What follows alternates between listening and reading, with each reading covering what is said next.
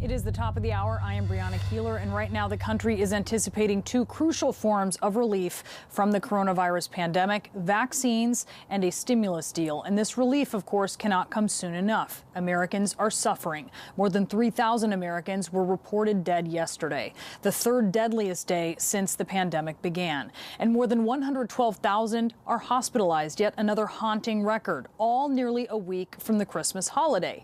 The U.S. is on track to add 1 million new cases in less than 7 days. Those numbers adding urgency to the race to authorize a second coronavirus vaccine. An FDA committee is meeting tomorrow, and they will be considering drug giant Moderna's vaccine candidate.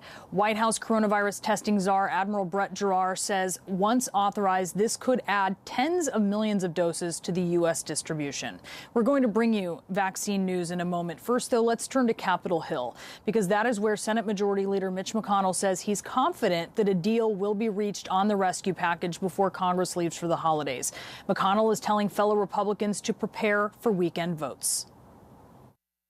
We made major headway toward hammering out a targeted pandemic relief package that would be able to pass both chambers with bipartisan majorities. We committed to continuing these urgent discussions until we have an agreement, and we agreed we will not leave town until we've made law. Let's talk about this now with CNN business editor-at-large Richard Quest. And, Richard, what do we know about what is going to be in this package? It is the art of what is possible, not what is desirable or wanted by either side. So the package that's coming together is a pretty slimmed down version. Still a large number, 900 billion. But at the end of the day, Brianna, it's what you can get them to agree upon. So stimulus checks to Americans look like that's going to be part of the deal. It won't be $1,200 like the first round back in the spring. This will be more modest, somewhere between $300 and $600 or $700 per person, depending on your tax status. Then you've got money that will be made available for vaccine distribution. There's almost no doubt about those cash and that funds. That's considered to be a #1 priority. You start getting more controversial when you move across to jobless benefits. Now here, the Republicans have balked at a large number, but it seems likely $300 a week extension on jobless benefits. Remember, at the worst of the earlier pandemic, it was $600 a week, but that simply wouldn't fly now. Very important. An eviction moratorium will be extended. If not, at the end of this year, Brianna, up to 20 million people could be thrown out of their homes. That is considered to be bipartisan. That is considered to be crucial. And then you've got things like deferment of loans. The Education Secretary says that that's going to be. But the two things, let's go to the two things, Brianna, that really have been sticking points. State and local aid. The Republicans won't give ground on that. So they'll cobble together something so that money can be given through other sources. And Democrats won't give much ground on lawsuit protections. So that's going to be put off to another day. As I say, a lot of detail there. This is complex. This is really complex stuff. But what you're seeing today is the art of what's possible, not what either party wanted. You look at the price tag, Richard, it's a big deal, $900 billion. But then the question is $900 billion really enough here? Is it enough to get Americans through the next few months to the other side of vaccinations? Nope. That's not a hard question to answer. Joe Biden will be back once he is president to ask for more. Remember, the Democrats wanted $2 or $3 trillion. The Democrats, Joe Biden will be back, and that's one of the reasons Mitch McConnell admitted he knows there's another round to come in January, possibly in March. He's not given away the store at this point as he sees it. He's keeping in reserve because he knows that President Biden will require a great deal more. This is nowhere near enough. Brianna, we're focused on the vaccine. We've got to get to the point where the country is predominantly vaccinated. That is at least 6 months away. We're still talking about social distancing, masks, and stimulus. And so you mentioned state and local governments, and obviously aid to them was a sticking point there. You talked about it being cobbled together. Probably not enough, probably not what Democrats wanted to see. So, what's the impact of that shortfall going to be? State, metropolitan authorities, transit authorities, any form of public, local or regional authority is going to be short of cash. It can only be made up by states. They'll either have to borrow if they can, otherwise cut services. Expect a massive cut in services of one description or another at the state and local level unless the federal government puts its hand in its pocket. The Republicans in Congress, in the Senate, won't do that yet. Wow. And that's the stuff people will start noticing, as you know, Richard Quest. Wait till your train, wait till your train isn't running. Your streets aren't cleaned. The local community centre is closed. Yeah, no, people notice those things first, I think. Richard, thank you so much for walking us through all of that. We'll be waiting to see if this really does come through this time. There is some more historic coronavirus vaccinations that are underway right now. My next guest, moments away from getting the Pfizer vaccine.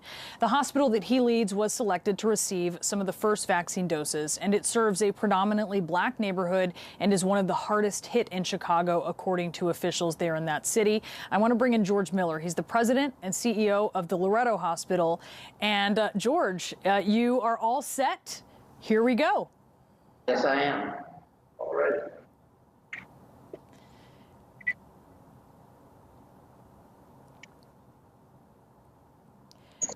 And George, tell us a little bit about this experience. Well, it's a wonderful experience. We're very excited to be the first in the city of Chicago to receive it yesterday with the mayor here.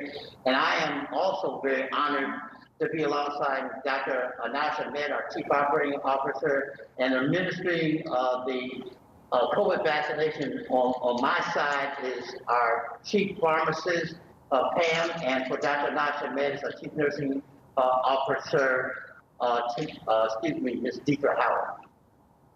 All right, so I think you've already got the Band-Aid on. This is, one and done. Well, two and done, I guess, is what it's going to be, because you're going to need another dose, which is going to be key to having immunity there. Tell us a little bit about why it's so important that your employees and that your city see the CEO of this hospital getting this vaccine. Well, thank you for that question. It's two very important issues. Unfortunately, African Americans, who make up 13-14% of the U.S. population, have received double the amount of the virus disproportionately, and deaths across America. We make up double the amount of our population. So the only solution, we believe, is a vaccination. We're very thankful that it is now here. We were chosen historically to be the first hospital in Chicago to receive it, but our team members, who are true heroes, take care of very sick patients. Both our physicians and our team members here take care of the population that is poor and disenfranchised, and we want to make sure that they have the ability to get that vaccination so they can take care of the poor and vulnerable population in this community. There has been a real concern about some distrust of the coronavirus vaccine, especially among African Americans. I wonder, as we have seen more people getting vaccinated, and there have been people stepping up like you, trying to say, look, this has gone through the correct process, this is going to keep us safe. Are you hearing anything different from people who may have been skeptical about getting the vaccine?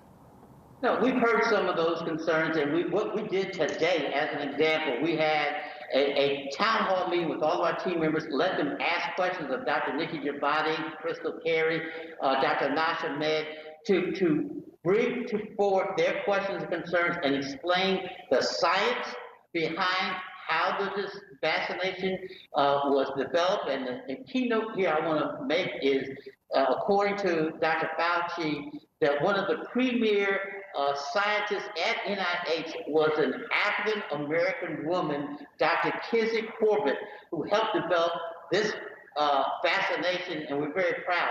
There is legitimate distrust because of Tuskegee or the T cells issue with Henrietta Lacks, that have happened in the past, but this is a new day.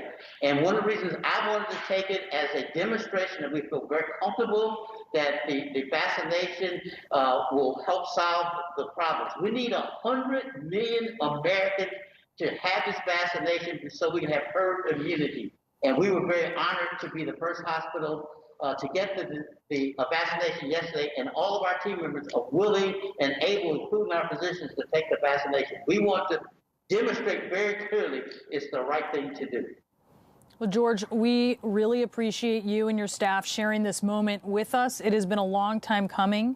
We hope that this is something that brings you hope as you have been struggling through this very difficult time on the front lines. George Miller at the Loretto Hospital, thank you to all of you. Really appreciate it.